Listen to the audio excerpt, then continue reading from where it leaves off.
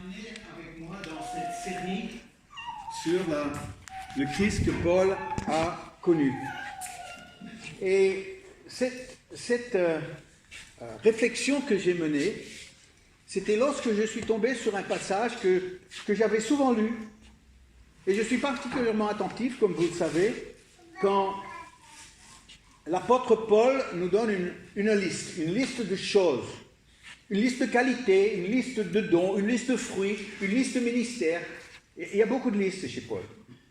Et je ne m'étais jamais aperçu qu'il y avait une petite liste qui s'est glissée là-dedans dans Éphésiens chapitre 3. Et qu'en réfléchissant sur ce verset, je me suis rendu compte que Paul n'était pas là en train de faire de la poésie, mais il était en train de parler de sa connaissance de Christ qui avait 4 dimensions. Est-ce que vous vous en souvenez? Il y avait d'abord la largeur. Quand on vient à Christ, on n'est pas des gens étroits. Si tu es devant quelqu'un qui se dit chrétien et c'est quelqu'un qui est étroit d'esprit, eh bien, il a peut-être une religion qui parle du Christ, il ne connaît pas Christ. Christ, c'est quelqu'un qui est large dans sa grâce, large dans son pardon, large dans son accueil, large dans son amour. Moi, j'aurais cru un amen, mais bon, c'est pas grave. C'est pas grave, je sais qu'on est dans l'échauffement, là. Éphésiens 3, après largeur, c'était quoi? Rappelons-nous, la longueur, que c'est une longue histoire. L'histoire de Christ. Ça commence dans le début de Genèse et ça se termine le dernier chapitre de l'Apocalypse. Et l'histoire de Jésus ne se termine pas, dernier chapitre, dans le sens qu'il y a une fin, parce que le dernier chapitre, c'est sans fin. Le dernier chapitre d'Apocalypse, c'est la suite. C'est l'éternité. La longueur. Et nous avons vu des apparitions du Fils de Dieu, même dans l'Ancien Testament. C'est une surprise d'année, hein? Oui. Oui. Sans parler de toutes les prophéties, sans parler de la typologie, des images qui préfiguraient la venue de Jésus. Longue histoire. La dernière fois, on a plongé dans les profondeurs. Mais oui, le mot profond paraît même dans les paraboles. C'est oh, est-ce que vous vous souvenez le oh? Il faut mettre un oh dans ta prière, il faut mettre un oh dans ta ferveur, il faut mettre un oh dans ta relation avec Dieu. Oh parle de l'intensité, oh parle d'une émotion qui monte dans ton cœur. Oh les profondeurs et la richesse, la sagesse de Dieu, nous dit l'apôtre Paul. Et maintenant, eh bien, nous allons monter dans les hauteurs. Est-ce que vous êtes prêts à grimper avec moi ce matin? On va monter. On va monter. Et j'attendais celui-ci. Éphésiens 3, versets 18 et 19. Que vous puissiez comprendre avec tous les saints quelle est, dites avec moi, la largeur, la longueur, la profondeur et la hauteur. Verset 19. Et connaître l'amour de Christ qui surpasse toute connaissance. Il parle de la connaissance de Christ, en sorte que vous soyez remplis jusqu'à toute la plénitude de Dieu. Ah, écoute, impossible d'écrire ça sans l'inspiration du Saint-Esprit. On ne peut pas inventer une phrase comme ça. Non.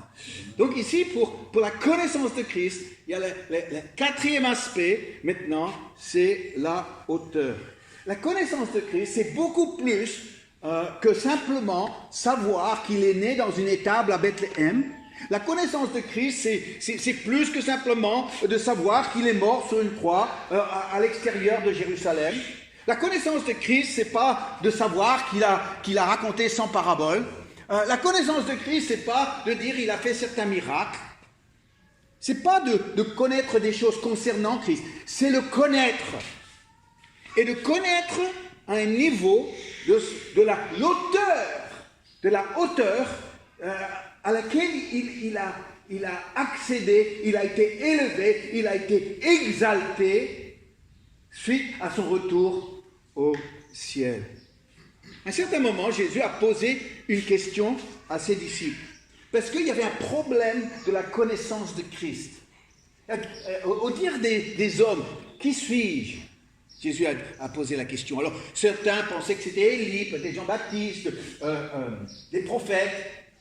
Alors, Jésus a retourné cette question vers ses disciples et il leur a dit dans Matthieu 16, et alors, Simon-Pierre, non, alors c'est le verset qui précède, mais qu'on n'avait pas, il dit, et vous, qui dites-vous que je suis? Et vous? Les autres, ils sont dans la confusion par rapport à Christ. Ils sont devant Jésus, ils ne savent pas qui il est, alors ils tentent d'essayer de l'identifier à un des prophètes. Et donc, non, ça c'est 16, c'est pas grave. Et vous, qui dites-vous que je suis? Et Pierre a répondu d'une façon extraordinaire. J'ai parfois dit que Pierre a vraiment dit des maladresses. On en a plusieurs exemples des maladresses de Pierre. Mais vous savez aussi que Pierre a sorti des choses incroyables. Il a dit des choses que tu demandes, mais comment a-t-il pu dire ça? Ça, c'en est une. Et vous, leur dit-il, qui dites-vous que je suis? Et Pierre prend la parole, et qu'est-ce qu'il va dire au verset 16 maintenant? Il va leur dire, tu es le Christ, le Fils du Dieu vivant. Mais nous, on lit ça, on ne se met pas dedans, on dit, écoute, il a vu quelques miracles, il a compris que les hommes ne pouvaient pas faire ça, et il a compris qu'il était le Fils du Dieu vivant. Mais il faut comprendre qu'il y avait une espèce de familiarité qui s'était installée entre Jésus et les disciples. Tous les jours, avec une personne, on commence à être familier avec elle. Vous pouvez imaginer, ils se retrouvent le matin, et alors, la conversation c'est quoi? C'est tout de suite une autre parabole. Dans la nuit, j'ai reçu une autre parabole, je vais vous donner une autre parabole. Non, c'était, alors tu as bien dormi? Alors Jésus, tu as bien dormi? Oh, c'est monté dans la montagne, oui, c'est ce que tu veux. C'est un café. Alors, c'était remarquable ce qui s'est passé hier, une belle journée hier. Alors, qu'est-ce qu'il y a au programme aujourd'hui? Il y avait une espèce de familiarité qui était là entre les disciples et Jésus. Et donc, Jésus était concret, on pouvait le toucher, on entendait, tu sais, et tout d'un coup, Pierre, il dit, et toi, je suis qui pour toi? Tu me connais? Comme qui? Et Pierre, il dit, tu es le Christ. Pour un juif, dire tu es le Christ, ils attendaient le Christ depuis des centaines et des centaines d'années, ils attendaient le Christ. Et Pierre, il était le Christ, le Fils du Dieu vivant. Voilà. Pierre, bien vu, bien trouvé. Parce que, humainement parlant, c'était impossible d'arriver à cette conclusion. On aurait pu dire il est prophète. Parce qu'ils avaient une longue histoire de prophètes qui faisaient des miracles. Élie, Élisée. Mais de l'appeler le Fils de Dieu, de l'appeler le Christ, celui qu'on attendait depuis des siècles. Oh, Pierre. Bien vu, bien répondu. Pour la foule c'était autre chose. La foule n'avait pas la familiarité des disciples. La foule connaissait Jésus en fonction de leurs besoins. Alors, besoin de guérison, besoin de délivrance, besoin d'enseignement. Et donc, la foule connaissait Jésus de cette façon-là. Mais ni les disciples, à part Pierre, ni la foule connaissaient la hauteur de Christ. Ils ne connaissaient pas ça. Ils connaissaient sa puissance, ils connaissaient sa bienfaisance, ils connaissaient son enseignement, différent des pharisiens, mais ils ne connaissaient pas la hauteur. Je vous pose la question ce matin, est-ce que toi, cher chrétien, tu connais la hauteur de Christ? Parce que si tu ne connais pas la hauteur de Christ, comment peux-tu le louer? Comment peux-tu l'adorer? Si tu ne connais pas la hauteur, si tu as seulement devant toi le Christ qui guérit, le Christ qui enseigne, le Christ qui explique, comment peux-tu venir devant celui qui est exalté au-dessus de tout et l'adorer? Ce n'est pas possible. C'est pas possible. Paul va titiller les disciples qui ont connu Jésus physiquement. Il va les titiller. Dans 2 Corinthiens, chapitre 5, verset 16, il va les travailler. Il dit vous félicitez parce que vous avez connu Jésus dans la chair. Il dit, ah oui, moi j'ai connu Jésus, j'ai serré sa main. Moi j'étais avec lui sur la montagne. J'étais avec lui lorsqu'il nous parlait. Je l'ai connu, moi. Et Paul, il va dire, ainsi, dès maintenant, nous ne connaissons personne selon la chair. Et si nous avons connu Christ selon la chair, maintenant, nous ne le connaissons plus de cette manière. Paul est en train de dire, ne vous fiez plus à votre expérience de Christ physique, parce que ça ne compte pas aujourd'hui. Ça veut dire qu'il y a une connaissance de Christ qui aujourd'hui doit complètement dépasser même les expériences que nous avons vécues. Ce que maintenant nous le connaissons plus de cette manière si nous l'avons connu comme ça, parce qu'il y a une connaissance de Jésus qui est une connaissance spirituelle de sa personne. Et donc, quelle est cette connaissance spirituelle ? Je viens de vous dire que si vous ne connaissez pas la hauteur de Christ, comment peut-on adorer par l'Esprit ? Tu n'adoreras pas le Seigneur. Tu le remercieras peut-être pour ce qu'il a fait pour toi, oui. Mais l'adoration, ah non.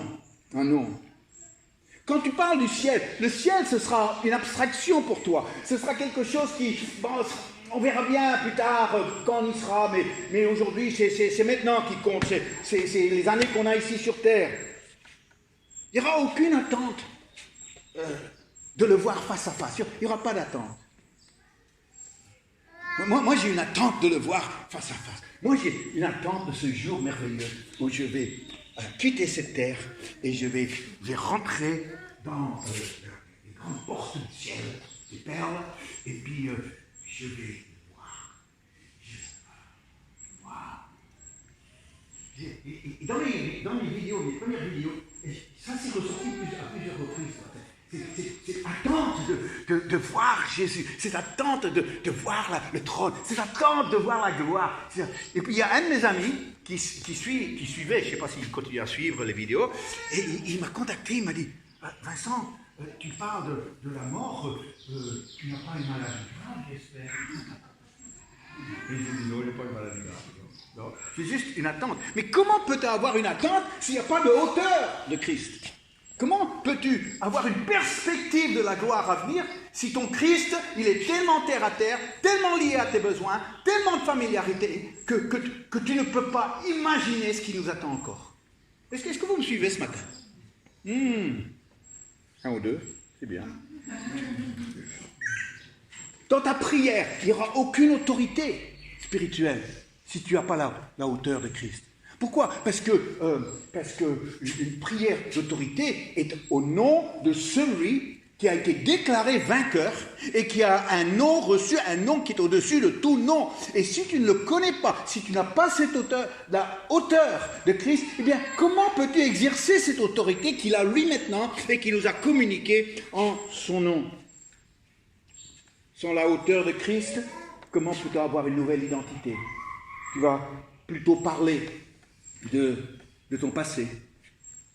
Tu vas parler de ce qui s'est produit, ce qu'on t'a fait, tes blessures, tes peines. Mais lorsque tu as une nouvelle identité, l'identité du Fils de Dieu, bien, tu ne parles plus comme ça. Est-ce que vous connaissez des chrétiens qui parlent plus du diable que de Jésus ? Oui. Il y en a beaucoup à la réunion, j'ai trouvé. Il y en a beaucoup. Et quand tu les écoutes, ils parlent du diable tout le temps. Ils sont tout le temps attaqués, tu vois. C'est que j'abandonne les tristesses, ils ne chantent pas ça, hein. Parce qu'ils n'ont rien abandonné au niveau de leur tristesse. Et ils se sentent attaqués tout le temps. Tout le temps attaqués, tout le temps... Eh bien, ça c'est... Vous savez pourquoi ils parlent comme ça ? Parce qu'ils n'ont pas la connaissance de Christ. Ils ont la connaissance du diable, ou du moins ils pensent l'avoir, mais ils n'ont pas la connaissance. Parce que lorsque tu comprends la connaissance de Christ, le diable n'est plus aussi puissant et n'est plus aussi omniprésent que certains chrétiens le pensent. Et quand tu as cette vision de la hauteur, Christ qui est élevé, et bien à partir de ce moment-là, tu parleras de lui plutôt que du diable. Ah oui. Je vous ai dit dans cette série que Paul a eu cette expérience remarquable de monter dans le ciel, le 3e ciel.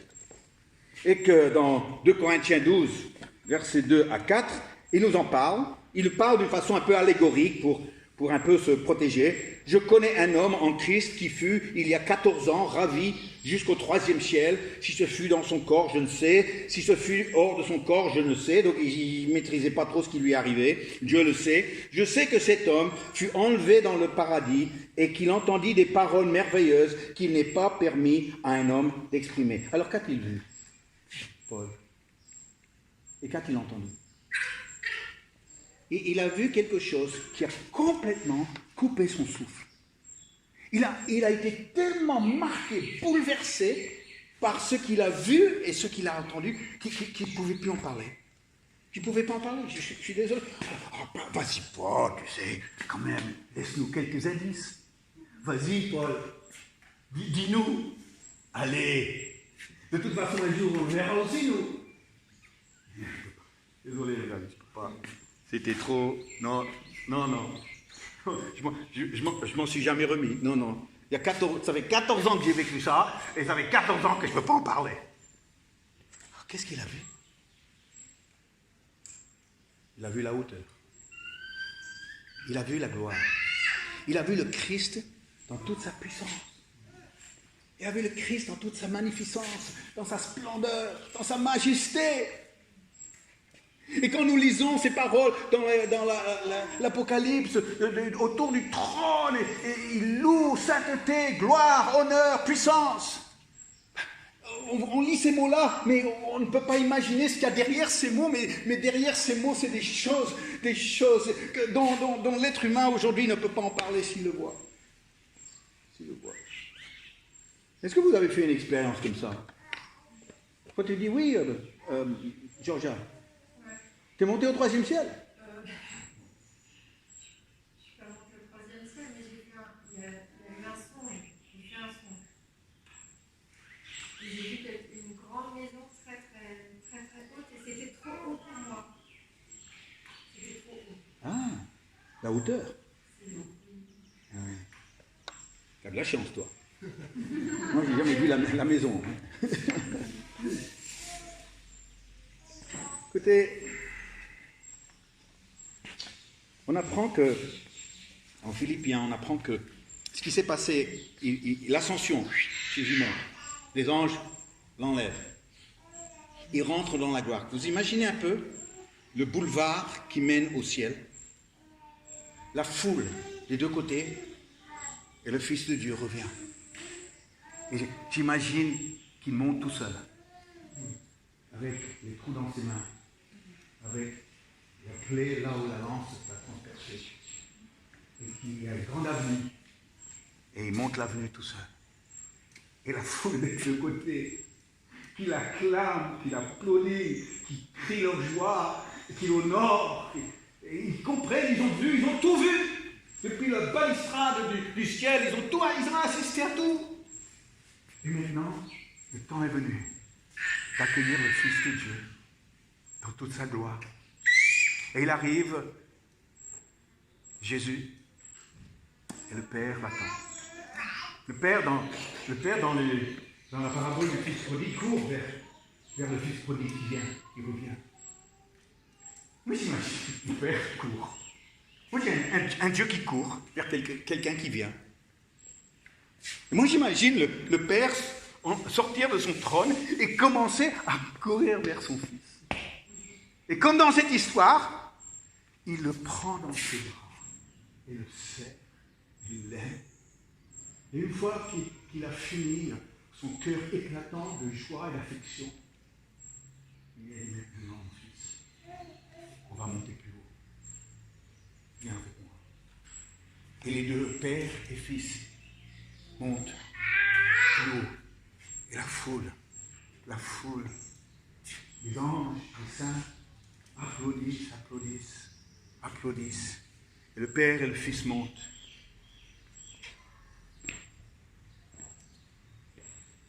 Jésus, assieds-toi là. Assieds-toi dans la gloire. Je te donnerai un nom qui est au-dessus de tout nom. L'autorité que tu porteras, ce sera l'autorité du roi de tous les rois, du Seigneur de tous les seigneurs. Tu exerceras cette autorité sur tout mon royaume. Tu seras glorifié pour l'éternité. Et jamais le ciel oubliera ce que tu as fait, parce qu'on t'appellera toujours l'agneau. Maintenant, tu es l'agneau, le véritable agneau. Et chaque fois qu'on t'acclame comme agneau, on va penser à cet agneau qui a été sacrifié sur une croix. Oui. Vous savez, comment est-ce qu'on accède à la hauteur? Alors on accède à la hauteur par différents moyens. On peut naître dans la hauteur. Vous connaissez la famille royale aux États-Unis, pas aux États-Unis, il n'y en a pas, aux Britanniques. Est-ce que vous connaissez la famille royale en Angleterre?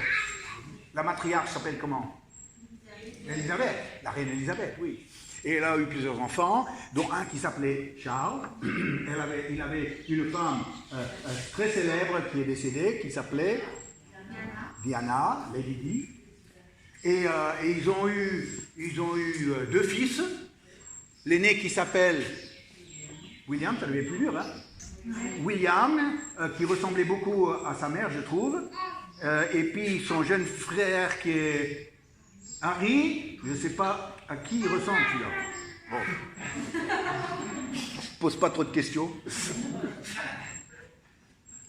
Et William a épousé une fille qui s'appelait Kate, Denise. Kate. Et William et Kate ont eu, je crois, 3 enfants, jusqu'à aujourd'hui. Hein, 3 enfants. Et ce qui était étonnant, c'est quand la reine, c'est son anniversaire, quand c'est son anniversaire, eh bien, elle vient sur son balcon et elle salue la foule. Et tout le monde est là, massé devant le palais de Buckingham, à Londres. Et puis elle salue la foule, qui applaudit bien sûr. Et à ses côtés, il y a ses arrière-petits-enfants, dont un c'est George et puis les autres ils m'ont appelé. Mais eux, qu'est-ce qu'ils ont fait pour hériter ça? Rien, ils n'ont rien fait. Ils sont nés, ils ont eu de la chance, c'est tout. Ils ont eu de la chance. Eh bien, on peut naître dans la hauteur. Et après, une fois qu'on est né dans la hauteur, eh bien, après, il faut vivre avec. Il faut apprendre à vivre dans la hauteur. Ça, c'est autre chose. Il y en a d'autres qui, par leur propre exploit, ils arrivent à la hauteur. Aujourd'hui, le footballeur le plus célèbre de la planète, alors ça dépend de quel pays vous venez, hein. Alors il y en a qui diraient Ronaldo, d'autres diraient Messi. Pour l'instant, il y a Mbappé, il n'est pas encore là, je crois. En tout cas, eux, c'est par leur exploit, par leur talent, par leur capacité, eh bien, eux, ils accèdent à la hauteur. Il y en a qui accèdent à la hauteur avec violence. Une rébellion, une révolution, où on a saisi la hauteur, on l'arrache. Mais Jésus, il n'est pas né dans la hauteur, il est né dans l'humiliation. Il n'a rien arraché. Et c'est pas parce qu'il a été bon qu'il a monté par ses propres efforts. Non, là, ce qui s'est passé avec Jésus, c'est que la hauteur lui a été donnée. De la même façon que Joseph est monté ici, à la 2e place du pays. Lui qui a été rejeté par ses frères, lui qui a été laissé pour mourir, lui qui a ensuite été vendu comme un esclave, lui ensuite qui a été traité injustement, accusé injustement. Toute l'histoire de Jésus se trouve dans l'histoire de Jésus. Maintenant, il est dans un donjon, il est dans une tombe, et on le laisse, non pas pour 3 jours, on le laisse pour des années en prison, parce qu'il a été accusé injustement, lui qui était intègre. Tout semblait fini, tout semblait une histoire terrible, quand du jour au lendemain, à cause de la dimension de Dieu qui était sur Joseph. Tout d'un coup, c'est Pharaon qui l'a pris et qui l'a propulsé à la tête du pays. De la même façon que le Père a pris son fils qui était sur la terre, dans la poussière de cette terre, et l'a propulsé vers la plus haute place. Parce qu'au-dessus de Jésus, il n'y a pas plus haut. Mais ce qui m'intéresse dans l'histoire de Joseph, c'est qu'est-ce qui s'est passé pour les frères qui l'ont accusé, qui l'ont jeté, qui l'ont laissé pour mourir, qui l'ont vendu, comme Judas a vendu Jésus. Alors ils sont arrivés, ils ne savaient pas que c'était leur frère en Égypte. Ils venaient parce qu'ils avaient besoin de la nourriture et c'était la famine au pays de Canaan. Et ils arrivent et là, ils découvrent que c'est Joseph. On aurait pu craindre le pire pour eux. Parce qu'ils portaient la condamnation non seulement du rejet, mais finalement de l'avoir tué, d'avoir tué sa vie.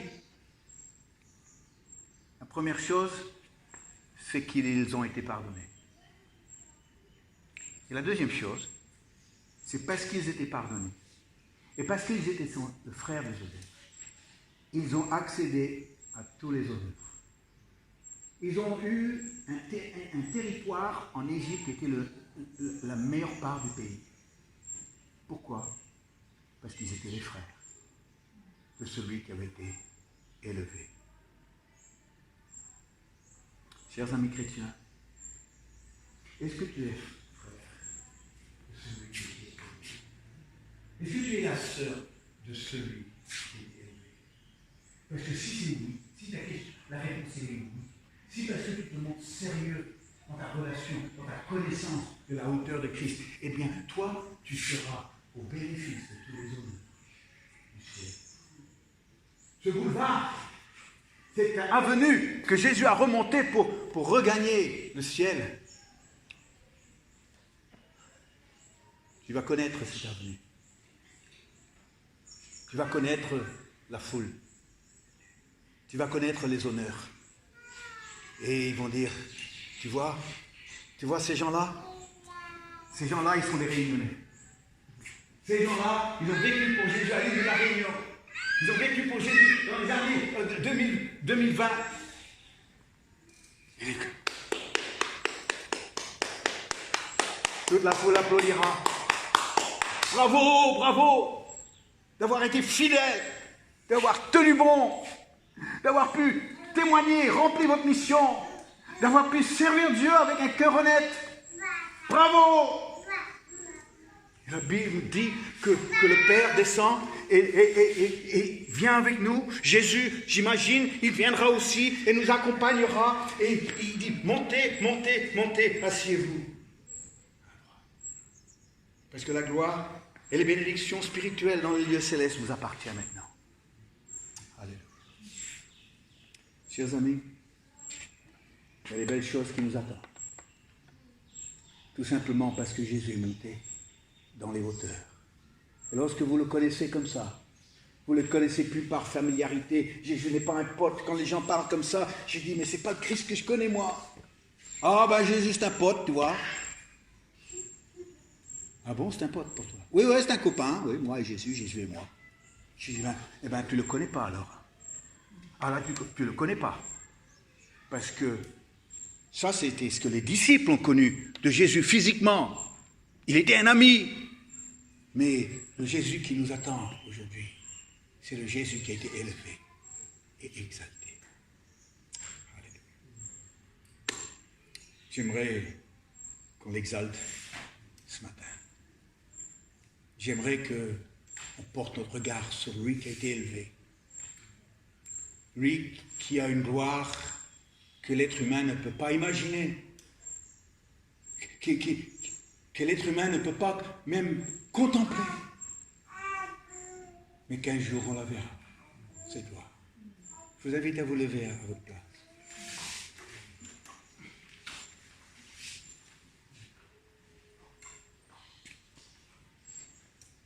Connaissez ce vieux chant? On va pas mettre les guitares. Jésus-Christ est Seigneur. Il est sorti du tombeau. Il est sorti du tombeau. Il est Seigneur. Tout genou fléchira. Toute langue confessera que Jésus est Seigneur. Jésus-Christ est Seigneur. Il est sorti du tombeau, il est Seigneur. Tout genou fléchira, toute langue confessera que Jésus